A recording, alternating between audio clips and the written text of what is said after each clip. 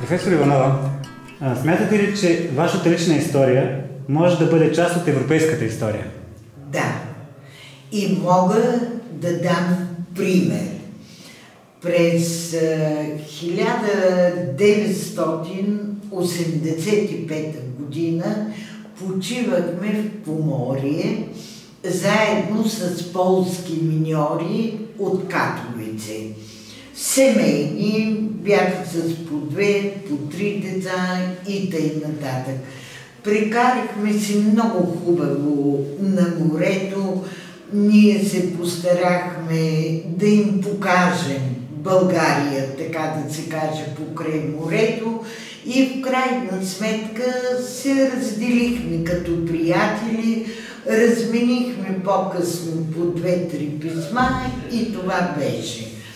И когато дойде 89-та година и празните магазини след нея, един ден идва кварталната пощальонка и ми казва: да дойдеш, има колет на ваше име, но колета е огромен, да си го получиш.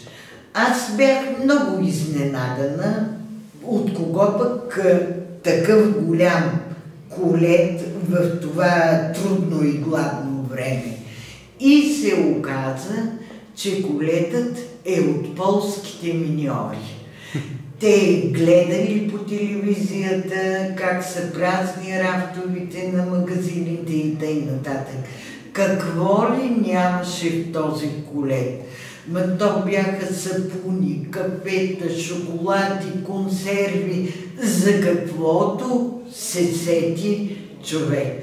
Аз мисля, че такива примери наистина имат място в европейската история, защото те показват солидарността на обикновените хора, които са множеството в крайна сметка.